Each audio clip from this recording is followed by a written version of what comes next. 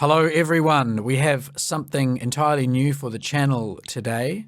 Recently I decided I would think about conducting some interviews with people in the DCS Warbird community who perhaps go under the radar a little bit, and we want to highlight what they do and discuss with them their thoughts on the DCS World War II project. Today's subject is SuntsAG or SuntsAG or Sunts Ancient Gamer, and he is primarily known for the mods he's been making for DCS over the last few years, but he's very recently started working on a new project with Eagle Dynamics, developing some single player content for the Warbirds, so that's going to play an important featuring role in the conversation. This conversation was recorded right at the end of July. It has been edited a little bit, so it doesn't have quite the fluid flow of a live conversation, but all the important details are there. You will hear three voices. There's my voice, obviously. There is SuntsAG, his voice, and also joining for the interview was Dietrich, who is one of the admins of the DCS Storm of War Warbirds server. And between Dietrich and I, we bring a strong multiplayer focus to DCS Warbirds, and Sunts, as you will find out, is heavily involved in single player content. So we can kind of discuss the two facets of DCS play as we go through the interview. Enjoy, and I'll see you on the other side. So good evening, gentlemen, Dietrich and SuntsAG. Sunts, let's start off the interview. If you could just tell us a little bit about yourself outside of the gaming world to begin with. Yeah, sure. Obviously, my last name is Sunter, so that's where the Sunts come from. And the AG is the Ancient Gamer, so that explains that in a nutshell. I'm 53 years old. I'm ex-Royal Air Force. I currently live in Yorkshire, and I've got a passion for all things military aviation. Already we've stumbled across something interesting, and that's your Air Force background. Tell us a little bit about what you did for the RAF, I guess where you served and what your functions were with the service. Yeah, well, basically, I was in the ground trades. I didn't fly, although I did get flights in military aircraft, obviously. So I served for 11 years. I served all over the world and in the UK. And that's basically it. I often realise that sometimes people can become military bores, so I tend not to bore people with the ins and outs, to be fair. I would also add that this community is particularly receptive to military history and military backgrounds and what people have done in that sense. I mean, this is something that is of interest to us on the basis that this is why we're doing military flight sims. Do you find that your military service has provided you with ongoing benefits professionally after you left the military, or have you had to do something completely different from what you were doing previously? No, the service training puts you in good stead, I would definitely say. It's one of those things, you learn to organise yourself, you have that ability. It's a bit like the mission building scenario. I have a set routine that I run through, and I tend to stick with that. So that's part and parcel of the ex-military training, if you like. So, on the subject then, nice segue into, into mission building and into flight simming and whatnot. What got you into flight simming? How long have you been doing it? What's the background with your flight simming? Well, basically, PC flight simming. I had Ataris for years when I was a kid. And then I purchased my first PC, which was an A286. And that was round about the mid to late 80s. So what were you flying then? Secret Weapons of the Luftwaffe or Chuck Yeager, something like that? Oh, absolutely. A-10 Tank Killer by Dynamics. Harrier Jump Jet by Microprose, EF-2000, Their Finest Hour, Aces of the Pacific, Combat Flight Simulator 3, Battle for Europe, that sort of thing. All right, so you've been with the combat flight simming since the first kind of retail versions were on the shelves. Yeah, absolutely. It's always been an interest of mine. Going back to the military background, I'm third generation RAF. So my grandfather served during the war, and my father served during the 60s and 70s. I then moved on and served during the 80s and 90s. So yeah, I've got a military background, and I've always been keen on military aviation. What is your favourite flight sim of all time? Which is the one perhaps you look back on with the most nostalgia, or you think may have been kind of a formational flight sim for you? Which is the one you have the most fondest memories of? I would probably say EF2000. I think that came out in around about 1995, and graphically, it was streets ahead of the competition. So I think that was the game changer for me. So, what got you into DCS? How did you find DCS? And obviously DCS, for the most of its infancy, was really a jet-orientated thing. Were you involved with DCS before it got the Warbirds? And tell us a little bit about how you got involved. Yeah, I stumbled across DCS whilst I was watching a few YouTube channels. That was about 5 years ago. And that kind of rekindled my passion for PC flight simming, because I'd kind of left it alone for a long time. Having flown A-10 Tank Killer years ago, obviously that was my first purchase with the A-10C. And then what I did is I joined an online squadron when I was introduced to the DCS Warbirds eventually, and I bought the P-51D. And of course, the introduction of the Spitfire to DCS, that was a major turning point for me. Where did you start with modding? Like, what gave you the impetus to actually start modding? And what did you do to start looking at modding for DCS in the first place? I started modding right at the very start of joining DCS. You probably recall a few years ago they introduced VR into DCS, and my A-10 cockpit view was seriously impacted. All I could see was the artificial horizon. So I went into the view files and I changed them around so that I actually got a physical seat view that suited me. So that's how I really started getting into the modding side of it. I then had a friend of mine that I was flying in a squadron with, and he was making a ship with one of the other guys. It was a Russian naval vessel.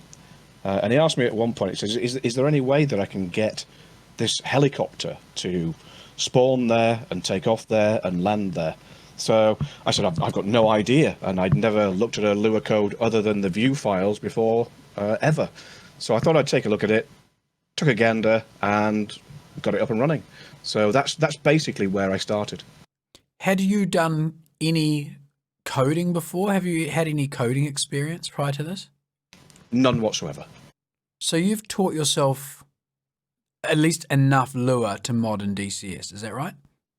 Yes. Basically what I would do is I would look at the Lua files of the elements that I wanted to incorporate into the mods that we were making. And then I would kind of reverse engineer it, but at the same time find workarounds to get it to do the things that it couldn't do yet. What references are you using to learn the Lua? Because I mean, I've got access to some Lua code. Obviously, I open up a Lua in Notepad++ or whatever, and 99% of it to me still looks like gobbledygook.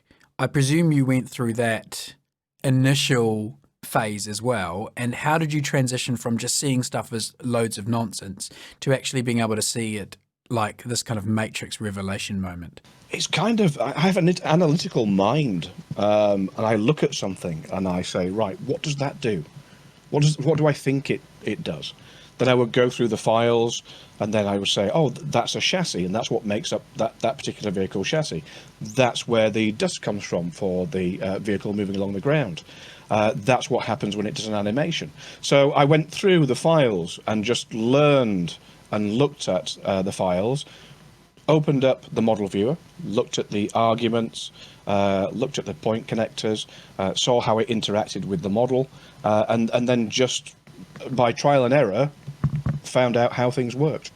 They've obviously noticed what you've been doing, because now you have been, I don't know if the word contracted is correct, but you are working with Eagle Dynamics now on a project or on some projects.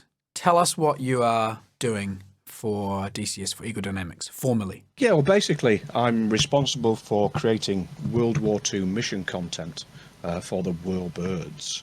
So that basically involves the Eagle Dynamics maps and the Eagle Dynamics airframes. Are these largely single-player projects, or are you working on a mix of single and multiplayer stuff? Well, at the moment, I'm working on single-player. Now, moving forward, that may change, because as you're probably aware, some of my historic mission builds could be ported across to multiplayer, which I did. So maybe, just maybe, there might be that element moving forward. I can't say for certain, but as it currently stands, my primary focus is on the single player side. Are you aware of how those missions and things you're building are going to be delivered? Will they be new campaigns, or are they likely to be included into the existing offering that customers won't have to pay additional for? I'm responsible for the instant action, which is part and parcel of DCS anyway. There are some single missions that are available with the airframes, so that doesn't change. That stays the same. As far as the campaigns go, that's a lot further down the line, and that would have to be discussed as how that would work moving forward. It may very well be that they might be free. I don't know, but that's all I know at present, and my primary focus is on instant action for all the Warbirds that Eagle Dynamics produce. Do you have any idea when we might see some of those missions filtering into our copies of DCS? Well, I can tell you that I've submitted, I think it was 27 instant action missions the other day, that I presume they will go through a quality control type scenario, and people will fly them, and then they'll get introduced into the core game. When that will take place, I don't know. Now, I've been majoritively working on the channel map, because I find that's a key focus, and those 27 missions were built for the channel map. What I would like to see as well at the same time is that the map is improved from a usability perspective, and then hopefully those missions will then be released with that map. Could you comment on what you mean by improved? What aspects of the channel map would you be talking about for improvement? I think optimization. Now, don't get me wrong, I have a relatively antiquated system in comparison to some others, and I struggle. And I did mention that in the video I made about the channel map. I couldn't really play combined arms in it at all. So from that perspective, optimization. I think it needs a good run of optimization. It's a bit like the Normandy map was at first when it was released. That was a kind of like a stutterfest as well.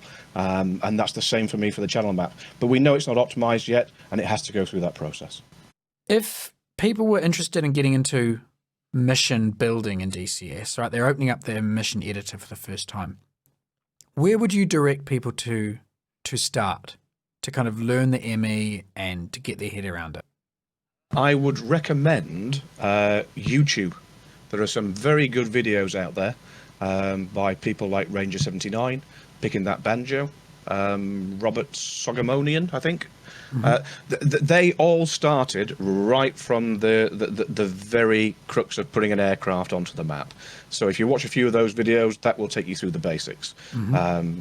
Yes, I have a YouTube channel that goes into a bit more detail on the mission building side, but mine is more geared towards people who already understand and have a knowledge of the basics. It presumes they have a knowledge of the basics. But that's where I would potentially start. And also, let's not forget, play with it. See what. Just have a quick play with it. Have a look at the buttons. What do they do? What can I do? Where can I pick it? What does that mean? What does that say? It's that sort of thing. You can pull things apart, but definitely start with the YouTube videos. I would suggest it. If you're building a single player mission, let's say a campaign type mission, so as opposed to a instant action mission, how much time do you think you would invest in making such a mission?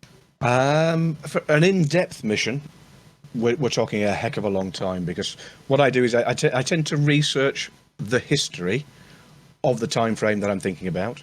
I tend to look at, is it realistic?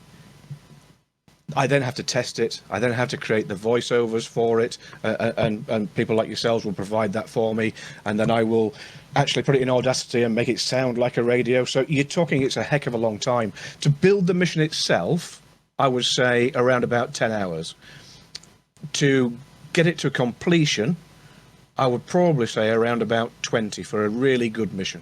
This is where Eagle Dynamics are making a sea change by getting me to do some of this work, because it means that I can spend the time to make it something that I feel it could be improved. I'm not saying it's bad, or what's there now, but what I am saying is my thought process is I would like to incorporate voiceovers into the instant action missions, because I think that will then lead people on to the expectation of what will then be in a single mission and then a campaign. So I'm trying to expand the instant action scenario.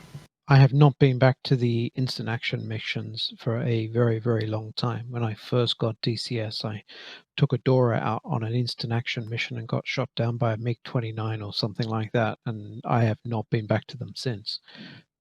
So it's very gratifying actually to hear that they're getting attention, because I am sure that a lot of people who are new to DCS, that is where they go to first. That's certainly what I did.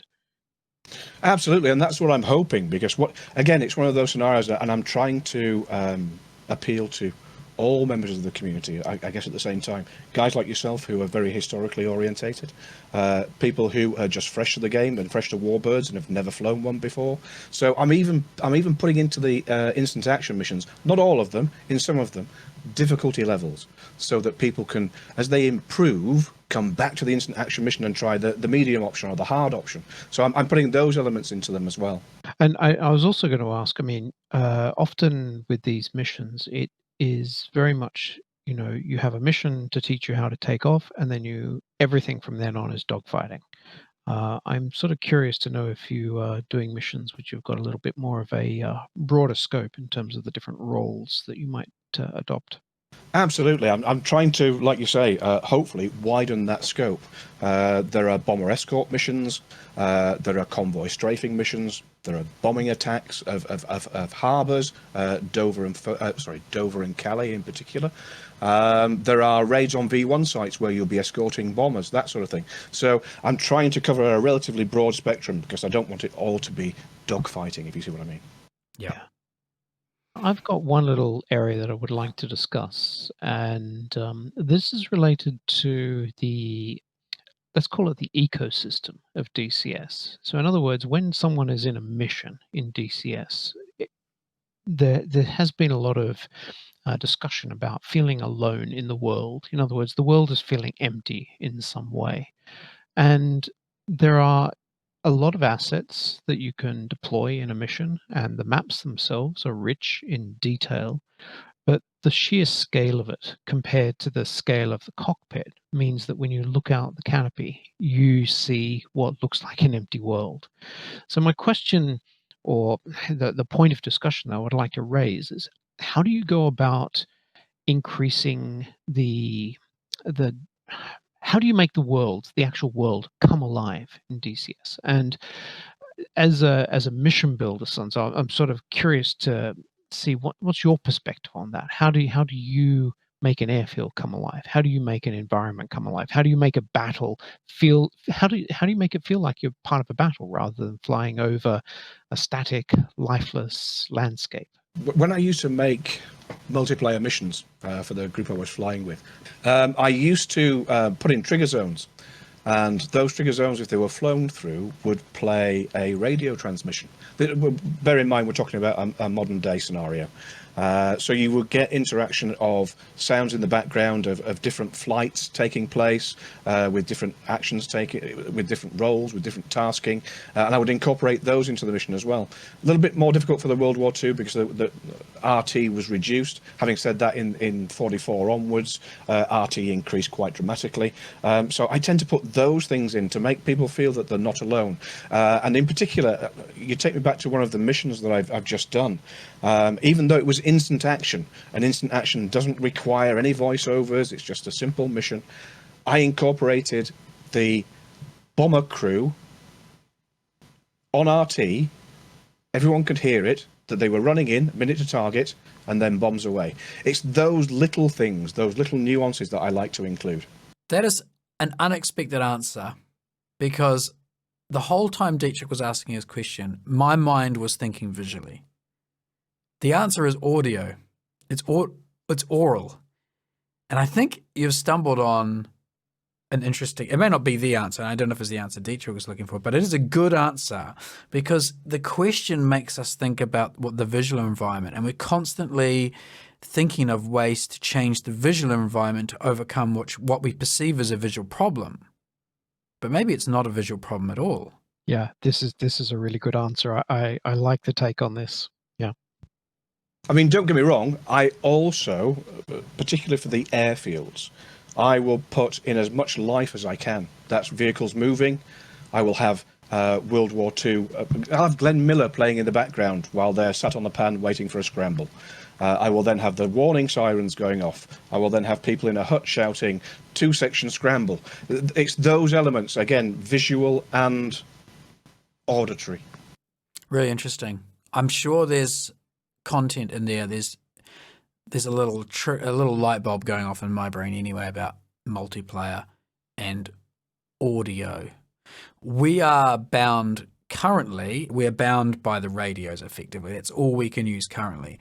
But with audio that can be placed in the physical environment on the map that attenuates properly, it would just open up such a big world of environment that is completely inaccessible right now.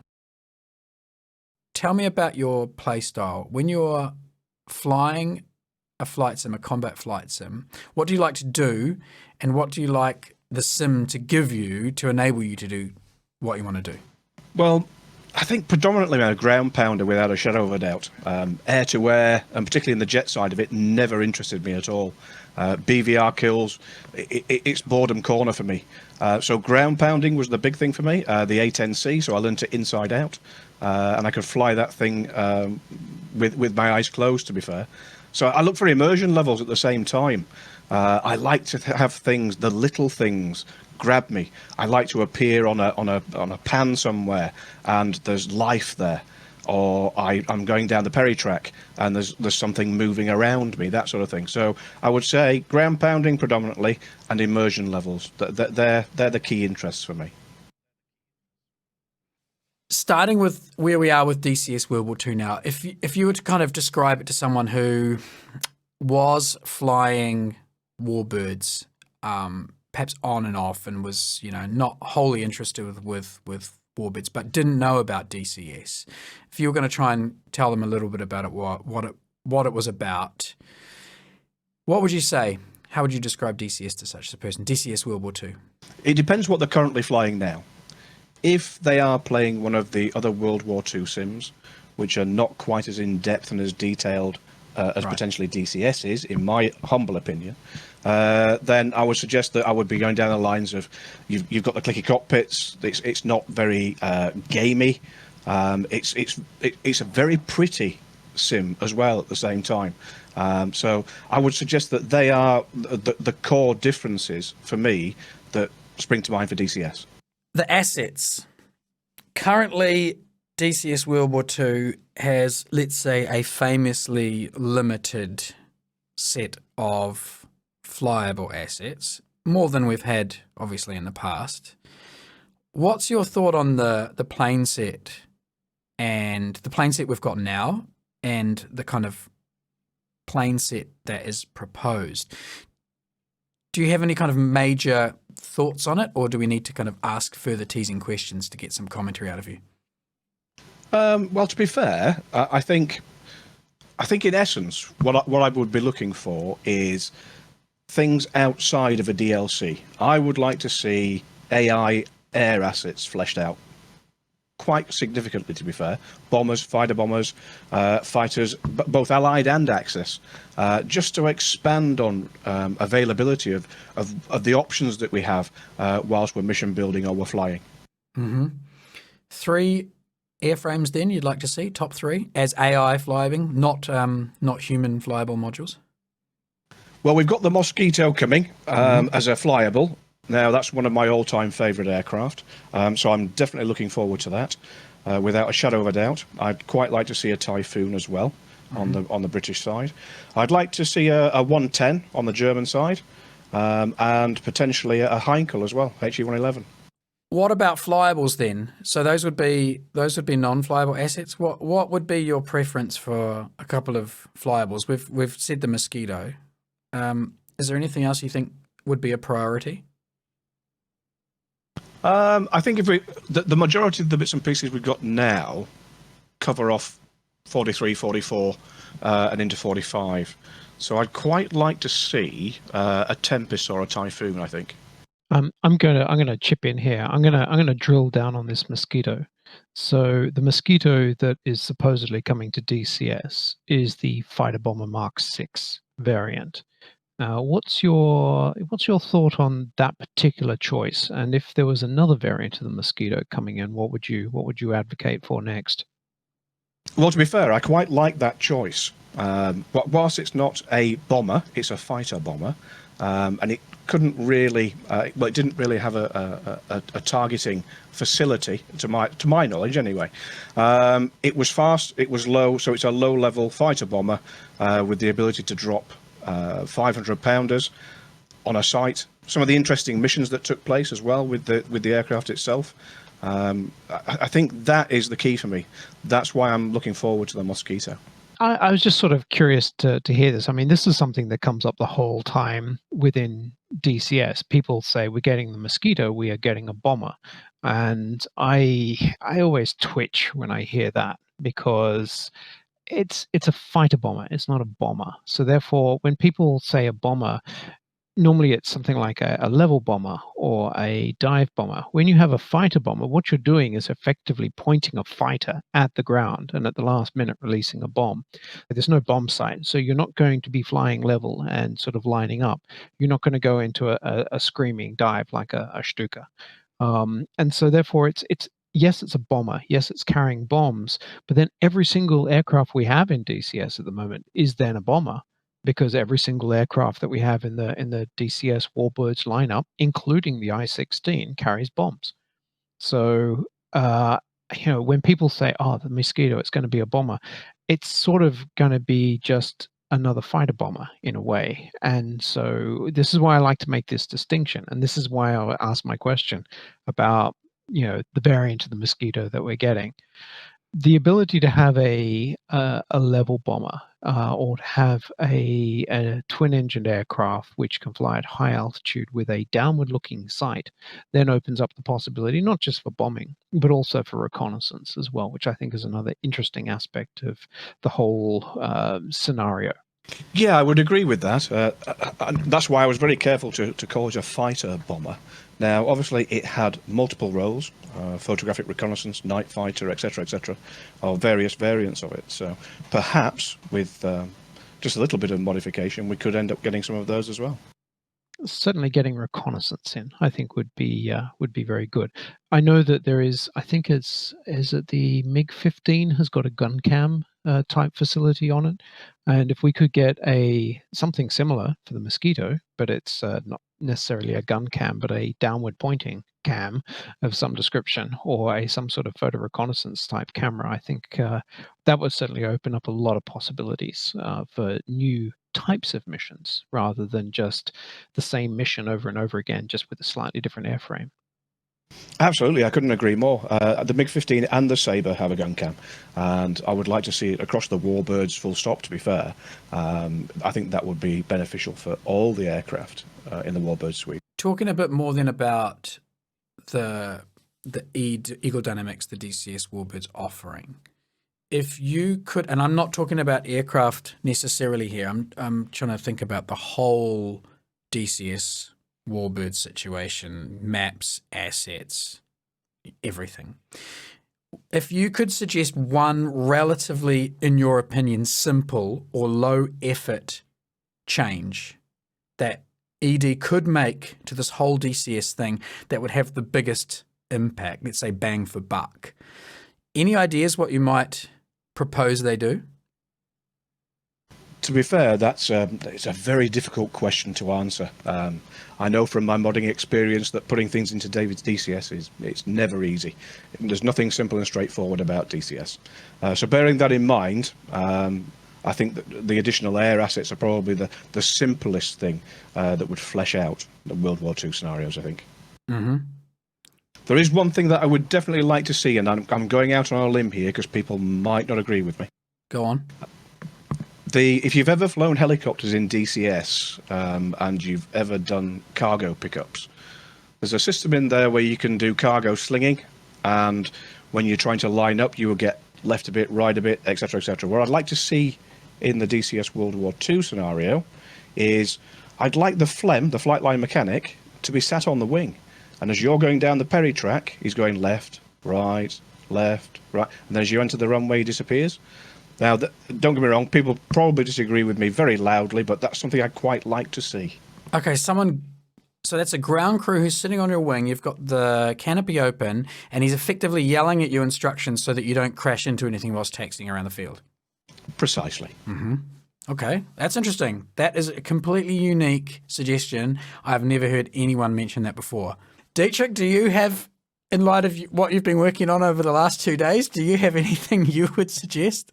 Oh, I've got plenty of suggestions, but in terms of something that is tractable and is something that is, bang for buck, as you phrased it before, and sort of vaguely related to what Suns has suggested, is the idea of having a 3D camera unit.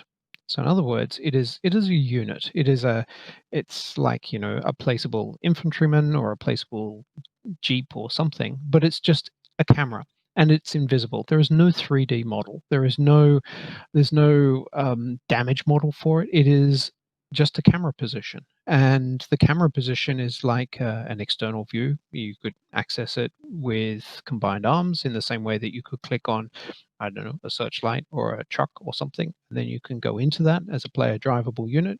You could go into this camera as a player drivable unit. It can't do anything. It cannot move, but you can slew it around and you can look in different positions.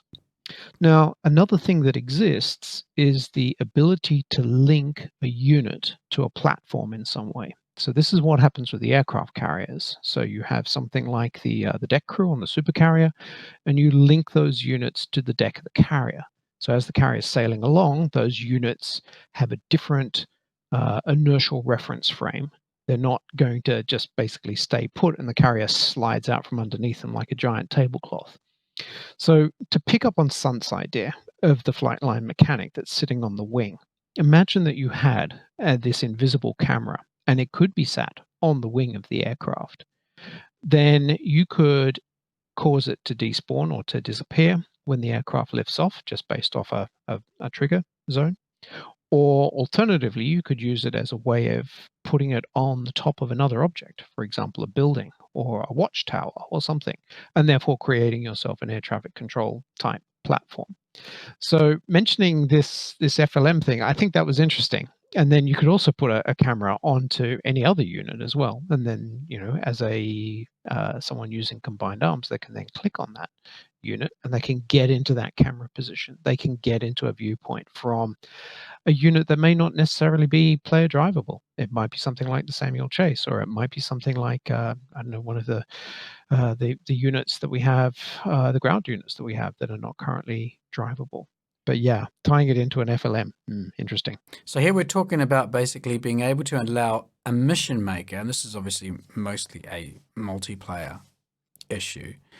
The mission maker can place a location anywhere on the map they want, or attached to any unit they want, and that will allow other players to spawn at that location and have the external 3D view, but fixed at that custom location only. That's what you're describing, is that right? Yes. Yeah. So you can turn off external views, because some people might say, well, why don't you just turn on external views? So at the moment, for instance, if you spawn in at an airfield, you have no way of checking that your bomb is fitted, or that your rockets are fitted, or that is there external damage visible on your aircraft because you've just come in and landed. But if there was a point on the airfield, such as the air traffic control tower, you could then, someone in that position, without using external views, someone in that position could inspect your aircraft, could look at your aircraft and say, yeah, that looks fine. Or your gear is down, or yes, you're now clear to taxi on, taxiway 3, or whatever it happens to be. So that would then facilitate not only the FLM, but it would facilitate, ground crew role. It would facilitate air traffic control role. It would also facilitate the ability to have like an overwatch, like a forward reconnaissance position, where there is a point on the map where you could view the target area, or that you could view the enemy harbor, or you could view your own airfield, this sort of idea. Yeah, I see where you're coming from. I made a mod some time ago for an ATC building where someone could go into the slot and could use binoculars, etc., etc. So it doesn't necessarily work for multiplayer because everyone has to have the modification anyway. So I see where you're coming from. I think your mods are some of the most impressive community-made work for DCS World War II, alongside some of the skins I've seen recently from various people. That control tower that we could put a human controller on was such a needed asset. Now, unfortunately, we can't use it on the multiplayer service because every player has to download the asset. You know the story. How much effort in terms of time did it take you to grab that control tower and manipulate it in such a way that a player can spawn on it and effectively use it for visual observation? At that particular time, I've been in modding for quite some time. I've been modding since around about 2016. So it didn't take me long because I know the Lua. I wouldn't say I know it inside out, but I know it particularly well. So I know where I have to put things to make things work. If I don't know where it needs to go, then I trial and error until I get it right. So that I would suggest making that particular building work probably took me around about half an hour. Do you think it would take someone from Eagle Dynamics half an hour to do the same? I would have suggested probably less time because they know the code inside out. What do you reckon it would take for us to get Eagle Dynamics to invest half an hour doing that and releasing it into the World War II assets pack? We can ask the question. Yeah, okay. For me, that is one of the low... I mean, if we're talking about potentially 30 minutes, let's double it, okay? Double it again. 2 hours of coding effort. If 2 hours was to be spent on any one thing in DCS World War II, that would be my recommendation. A control tower or a wooden watchtower, which I know you also made a mod of. I think with the standard wooden watchtower, it is such a generic thing that it would have applications in other areas as well. It could be the sort of watchtower that you would have at like some little insurgents outpost. It would be the sort of watchtower that you would have at a Vietnam fire base. It's the sort of watchtower that could be along a front line or a border. Even up to the modern day, you know, little watchtowers are not particularly sophisticated items. They're just vantage points. And I think that the watchtower, yes, would have a massive impact on the multiplayer World War II realism, external views turned off scenario, but I think it would also have a lot of impact on other scenarios as well. I would like to see introduced a further two things, really, which is the forward air controller element, which is obviously it's alive there as the JTAC in the modern day scenario, but I would like to see a World War II variant with the relevant voiceovers, etc., etc. And I would also like to have a ground unit that has the ability to play sound, so that if there was an air raid, the air raid warning siren would go off. You're not having to play it through somebody's radio. It's there at the airfield, and as you move around the airfield, the sound dissipates or gets louder. It's that sort of thing as well. So there's another couple of suggestions. Okay, so it's like the camera idea, but it's the opposite. It's sound. It's an audio point, and it's just a point, and you can put that point anywhere, and you can play stuff through it. Yeah, okay, good idea. So the speed of sound is already modeled, and sound gets quieter with range in DCS. So they've modeled the speed and attenuation. So the physics, whether or not they're perfectly accurate, is neither here nor there, and it doesn't bother me too much when we're talking about a flight sim. It's not acoustic software for for a music studio or whatever. The basic physics are there. So all we're talking about is being able, as a mission maker, to specify exactly where the sound is coming from and what the sound is, whether it's an air raid sound, whatever wave file we happen to have on our PC. Yeah, it could be a tannoy message, it could be a siren, it could be a radio playing in the background, etc., etc. No, this is another really good suggestion, something I'd never considered, but I could see it becoming incredibly useful. There's a mod out there that does it, I have to say. There is a mod, okay. Now that mod was made, I think it was made by Granelli, and it's little black boxes you can place on airfields or anywhere you like on the map, and it will play sounds exactly as we've just discussed here. So it wouldn't even need a model in DCS. It could be a trigger point. Do you think Eagle Dynamics are aware? I mean, if we're talking about the sound box, for example, or the camera, right, being placed on a Watchtower, because the sound box doesn't require any 3D model. The Watchtower would require no new 3D modeling at all. It's simply a viewpoint placement. Is it possible that Eagle Dynamics aren't aware of these low effort mods, let's call them, which could have a significant impact on the DCS experience, and so therefore they're not aware of the kinds of stuff they could be making to satisfy customer demand? That's an interesting question, and I don't know what the answer is, because I'll explain something in a little bit more depth. I made a V1 rocket mod with a friend of mine. He did all the 3D modeling, and it looked absolutely beautiful, and I just did the code for it to get it to work, because no one had made a flying version of it. Mm-hmm. Now, I think something came along and one of the mods was broken with one of the recent updates. And it's very rare that I ever make a conversation on the forums about modding, because as a modder, you realize that changes to DCS may impact what work you've already carried out. That's a given. We all know that. So when something changes and I have to fix it, I don't mind. I just have to crack on and get on with it. Whatever the changes are, make the changes necessary, and then put the mod back out there. So we had a conversation on the forums, and I can't remember who it was with, but he said he didn't even know that the mod existed. And I'm like, okay, fine, that's not an issue. So I don't think they do see absolutely everything. And to be fair, trying to stay on top of everything is probably a gargantuan task. Yeah. Well, I can understand this, because the vagaries of the community, who are just so fickle, and there is a huge slew.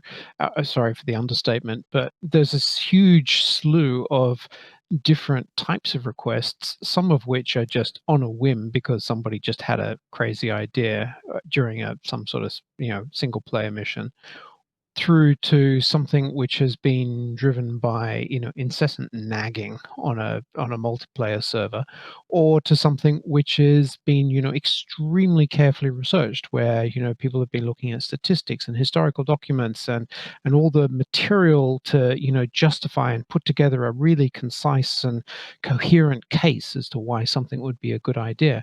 And poor Eagle Dynamics is just, they don't see the differences in all of these different scenarios. They just see this wall of "we want more."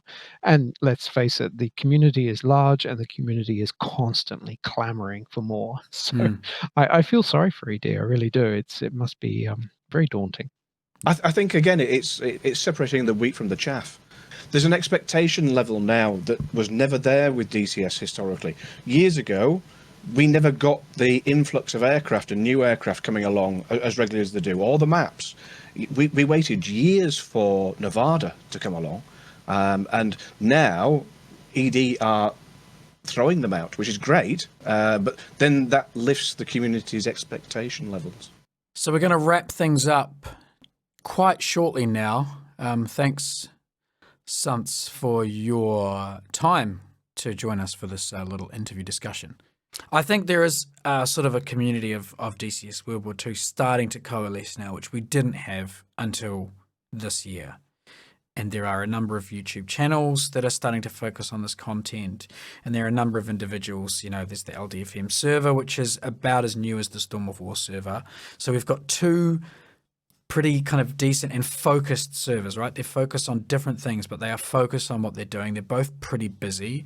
We've got individuals like yourself not only making this modded content, but also, doing the YouTube channel. And if you look back 3 years ago, no one was really, except for Bunyap maybe, no one was really focused on DCS World War II content. So, it's starting to develop a little bit of a community now, which is good. And I think we've got to kind of work together as much as we can to keep it promoted and to keep it visible. Yeah, I would agree with that. We certainly need to mutually support each other, because the community is still pretty small. There have been a number of significant changes in the last year, I would say. The update to the Normandy map, the release of the Anton, the release of the P47, the release of the channel map. All of these things are coming out in reasonably quick succession. And we've now seen a bit of a turning point. Maybe 2 years ago, World War II DCS was struggling because it didn't quite have enough, and the map was not quite there, and there was a number of issues. But I think we've turned a corner now, and we need to keep up the enthusiasm and garner support and build the community. Absolutely, and the one thing I will say to the community that would help me out tremendously, if I may, is, by the way, community, Phil has very kindly offered to do voiceovers for me, of which I'm very appreciative. It's one of those scenarios. I would like people within the World War II community, if they are up for it, to join the voiceover team. Now, obviously, it's one of those. It's a thankless task, but it obviously is appreciated. And if there's anybody out there that would be interested, then let me know. Great. I'll put a link to the thread that Sunts put up on the ED forums requesting people to record voice audio for his single player missions and potentially more in the future. It's pretty easy to do. I've done it myself. I've recorded some audio just with my mic. Okay, I've got a setup which is designed for audio recording. But by the time these, I'm presuming you're going to filter these audios through, radio effects and whatnot. So you don't need perfect recordings. Is that right? Yep, that's absolutely right. I'll do all the post-production and make sure I clean it all up and then add the radio content to it. Great. So yeah, if you're at all interested in supporting content for World War II and potentially, increasing the community, then this is definitely one way you can do it, is recording audio for SuntsAG. So that concludes our discussion with SuntsAG, or Sunts Ancient Gamer. I'll put a few links to some of his work, including his YouTube channel and some of the mods he's made, in the description to this video. I hope that was enjoyable for people. If this sort of thing is popular, we might be able to do more of these in the future with other DCS-related personalities. As usual, thanks for watching, everyone. Take care, and we'll see you up there.